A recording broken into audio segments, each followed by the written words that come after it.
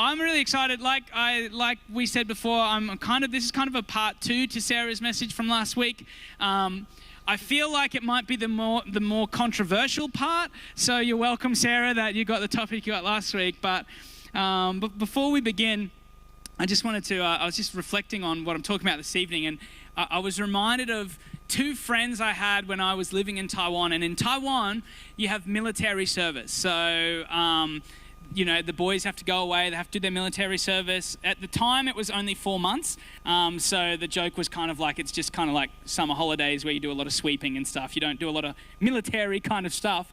And we had 2 boys from our church who were kind of in the military at the same time. And it was great because at church, we got to shave their head before they went. And it was kind of the group thing. Everyone would get in and give them the military haircut. And when they came back from the military, it was really interesting to see their 2 perspectives on their time.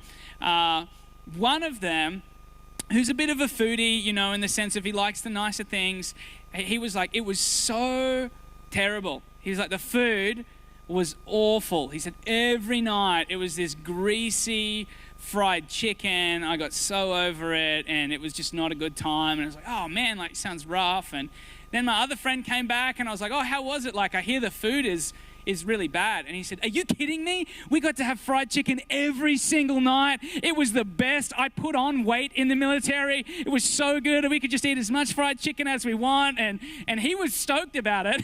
And I think it really highlighted to me, isn't it funny how you can be looking at the same thing, but with a different perspective, have a completely different experience?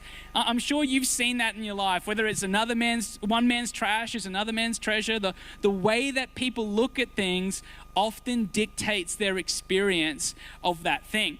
And it's interesting how a small shift in perspective can lead to a totally different experience of life. We've all heard the saying, a glass half full or a glass half empty, right? Where are my glass half full people, the positive people? Oh, geez, I'm just getting concerned about the message tonight because there's not many positive people in here, apparently. No, I won't ask for where the glass half empty people are because I know Josh Staines' hand will be straight up. He said to me before that was, but here's the thing. I think perspective ultimately is a choice, right? Ultimately, it's up to us whether we choose to see the glass as half full or the glass as half empty. And I think often some people who have the best view of life have had the toughest experience. Isn't that interesting? It's not just if you're around good stuff all the time, you have a good experience. Some people who've been through really difficult things still have the ability to choose a positive perspective. Matthew 6:22-23 puts it like this. The eye is the lamp of the body. If your eyes are healthy, your whole body will be full of light. But if your eyes are unhealthy, your whole body will be full of darkness. If then the light within you is darkness, how great is that darkness? It's basically saying the way we see things has a huge impact on our experience of life. The way that we see things, if we see it as, if our eyes are full of light, then we'll see light. If our eyes are full of darkness, then that's what we'll see.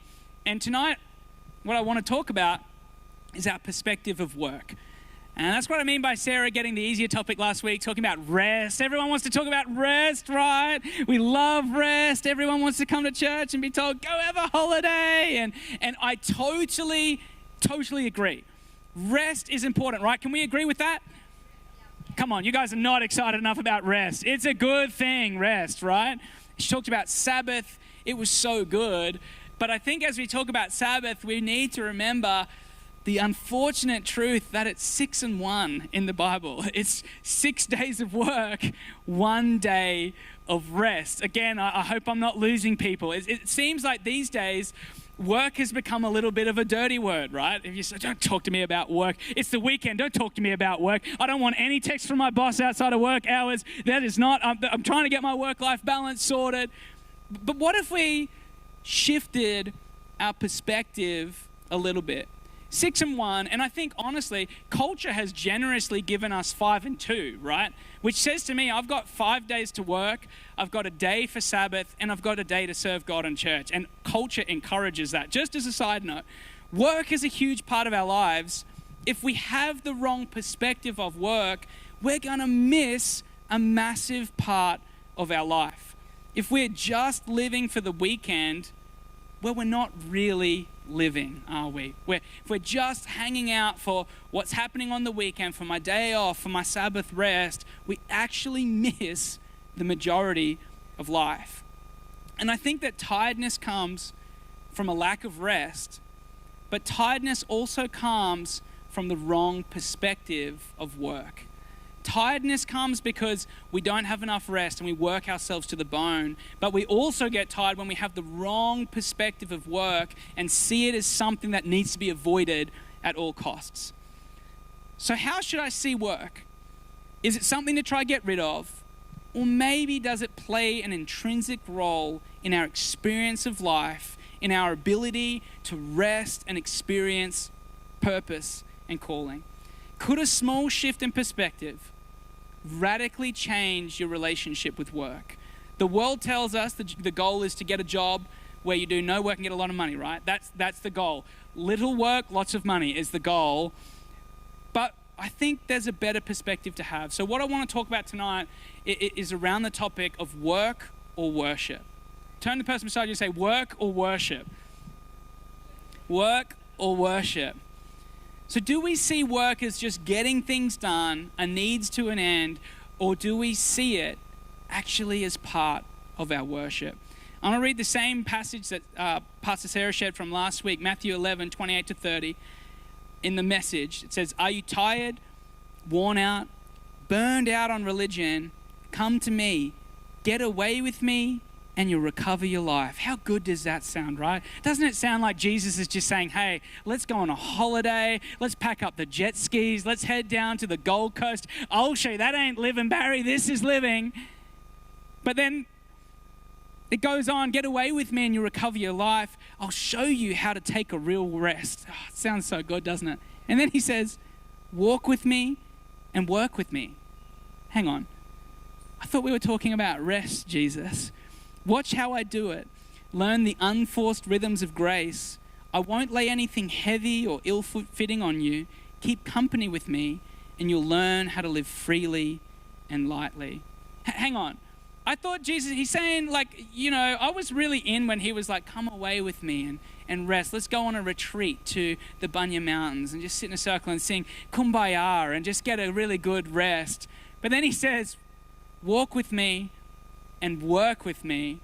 Watch how I do it. So I just want to can I just make a few observations on work, if that's okay? And then I've got a couple of questions to kind of ask us. The first observation, and this might be controversial, work is good. Turn the person beside you and pretend like you believe it. Work is good. If we can be real, work is important. Work is good. Work was always a part of God's plan.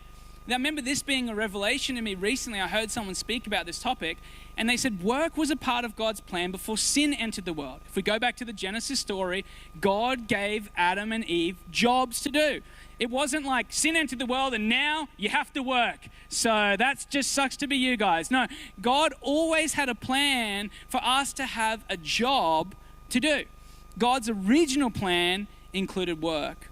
Rest was always a part of the plan, and work was always a part of the plan. And honestly, I think it's hard to do one without the other. People often see the goal as don't do work, but I really believe a fulfilling life is not no work. It's when you have the correct perspective of work, and that is that my work is a part of my worship. That the job that I'm doing, wherever it is actually a part of my worship. So work is good. Turn to the person and say it again with a little bit more conviction this time. Work is good. I do love Australian culture. That's like a stretch for some of us to say. I'm really struggling with that part. Work is a part of real rest. A real rest actually includes some work. No work and rest becomes harder. Do you know studies have shown that cognitive and physical efforts are linked to better sleep and better recovery? That you'll actually sleep better and you'll actually recover better and have more energy if you're having physical and cognitive efforts. I was talking to one of the boys that I ride mountain bikes this week. A big group of us ride on a Wednesday, and I think he'd be like in grade 10 and in high school. And I kind of semi-jokingly asked him, like, oh, how's it been back at school? Has it been a shock to your system? Like, because school holidays just ended. And I thought he was going to give me the classic year 10 boy, oh, it sucks so bad and I hate school. And he was like, oh, it's been so good. He's like, it's amazing. This is the most profound thing I've ever heard out of a 15-year-old's mouth. And it was like, it's so good to get up and have a schedule and get into the day and feel like I'm achieving things. He said, the last 2 weeks of school holidays, I've just been like lying in bed on my phone till 10 a.m. and I felt so lethargic and down, and it's been hard to get out of bed, but gee, it's been good to be back in a rhythm. And I was like, what? I was kind of like, oh yeah, man, yeah. It's good, isn't it? But to be honest, that's some of our dreams, right? Some of us dream of lying in bed and scrolling until 10 a.m. And here he is living it and saying, that doesn't actually deliver. If I can be honest, some people are tired because they're working too hard and they need more rest. Some people are tired because they aren't working hard enough, and they're spending too much time scrolling or whatever it is, not actually truly resting when they're resting, and then just being kind of really upset at the fact that they have to work. Scripture kind of says, want a real rest, it requires some work.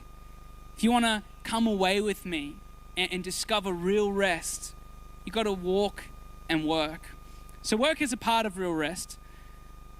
The next one is, work isn't everything, okay? Work-life balance is important. Work needs to stay in balance with rest, with recreation, with family. Can I encourage us? What I'm saying tonight is I'm talking about seeing work as a part of our worship. I'm not talking about worshiping work, okay? I think that's an important distinction to make. We are here for a bigger purpose than to go and work from 9 till 5 to get a paycheck, to get a car, to get a house, to build the kind of Aussie dream that I might have. Work isn't everything. We're not talking about worshiping work. Studies also show that too much work without enough rest can lead to stress, burnout, even physical illness. While again, at the same time, too little work or purpose can lead to mental health issues like depression or anxiety. The healthiest individuals tend to maintain a good balance between the both. And can I just encourage us around the topic of work-life balance? I think for a long time, I thought of balance as like this thing you've got to work out and get it perfect. Like this might be the wrong reference for this crowd, but did anyone ever play Tony Hawk Pro Skater? Okay, about 3 people who are like probably late 20s, so that's good. There used to be, no, I won't even give the example. You can't just get this perfect balance, right? I think that's very hard to get, the perfect balance. You get balance by making adjustments, not by set and forget. And I think if our aim is to get this set and forget perfect work-life balance, we're going to find ourselves frustrated when it doesn't actually work out. We need to be able to balance that. If we've been working hard, we need to rest hard. At the same time, we also have to be ready to put in a big season when the time comes for it. When it's time to actually knuckle down and work hard, we need to be ready to do that. I think the classic example of that is having kids. There is no option. There is no like, all right, we're just going to put this, we're just going to have a break from our child. It's on and it's go, go, go. And that's just the season that you're in. But then you need to be able to make sure we get to a place where we can balance that. So work isn't everything. The final kind of observation is that work is a part of our worship. Worship isn't just about singing.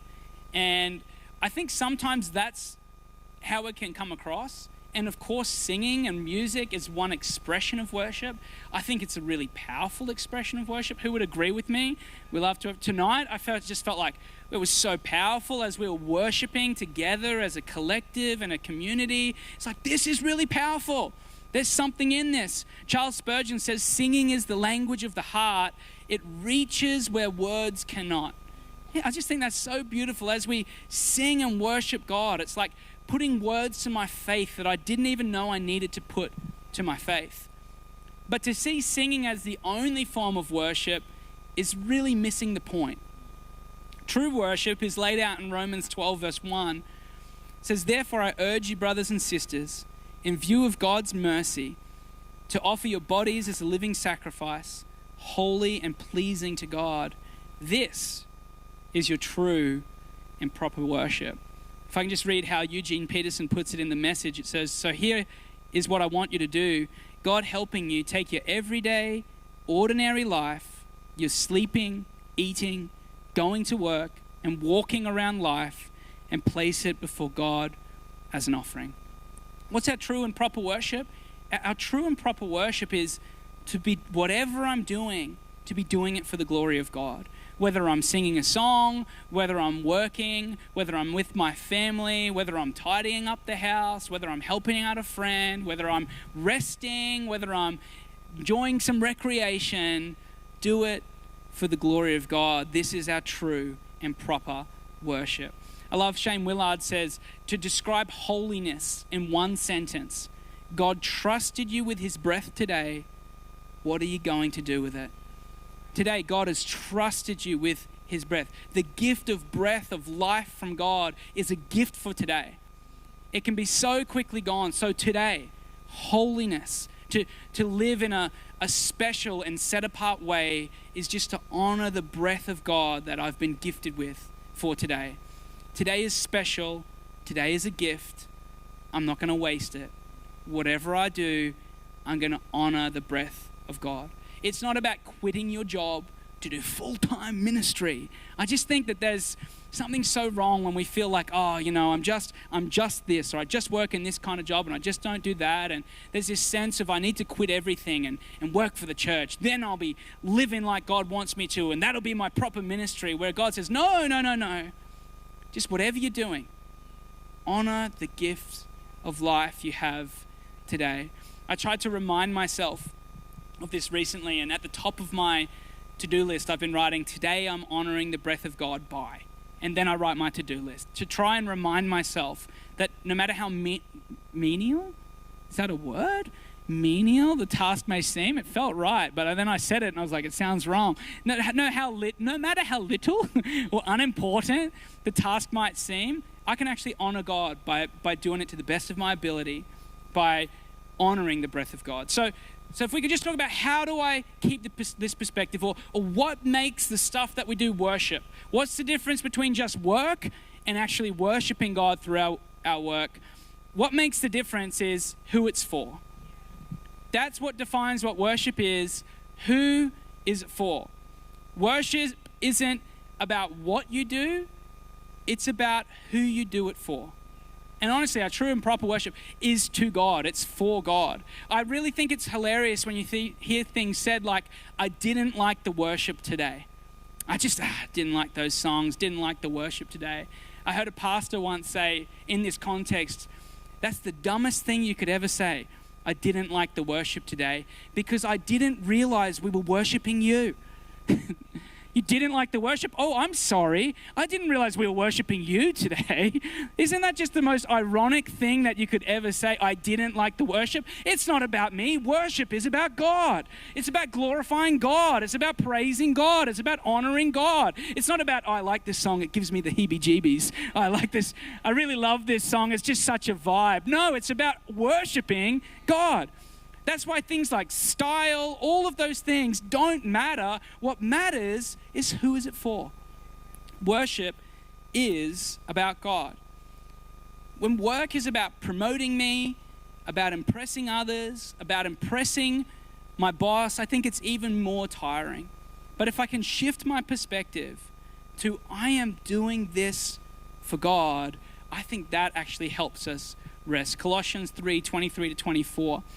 Says, whatever you do, turn the person beside you and say, whatever you do, not when you're doing certain specific things, not when you're worshiping at church, not when you're singing, not when you're just doing whatever. It says, whatever you do, work at it with all your heart as working for the Lord, not for human masters, since you know that you'll receive an inheritance from the Lord as a reward.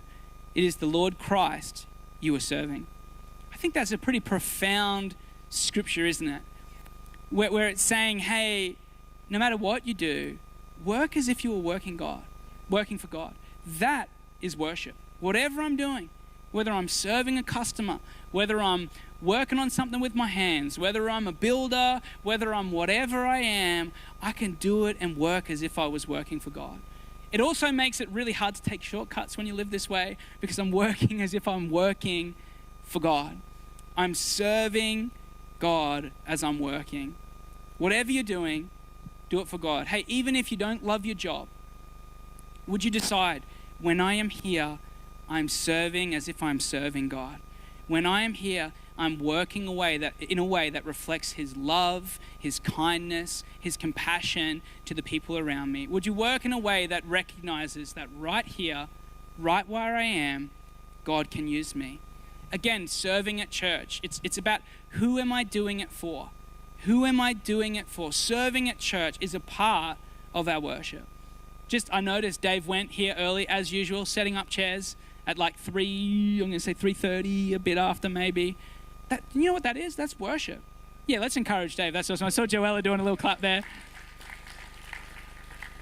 But Dave's not just doing that because someone told him to and his name was on Planning Center. He's doing that because it's a part of his worship. I'm doing this for God. Whether you're doing something that's up the front or hidden away somewhere in the back corner, do it as if you were doing it for God. So it makes it worship what makes it worship is who it's for, and it's also why I'm doing it. Again, it's not so much about what as it is about why. Worship is about why I'm doing it. If I look at my work, why am I doing this? Am I doing it just to build my own life? Or is it actually for a greater purpose? Am I doing this for His glory? Am I doing this to be a reflection of God, to build His kingdom, to empower other people? Or am I just doing this to get some money, to build a house, to live the dream, whatever it might be? Why am I doing it? And I think it's a good question to reflect on. Why am I doing what I'm doing? And again, even if you're not working in your dream job or whatever it is, you can worship God by getting the right why. Am I in my workplace for more than just this? To be a light. You know, if you want to make your work way more exciting, go in with the attitude of, this is my mission field.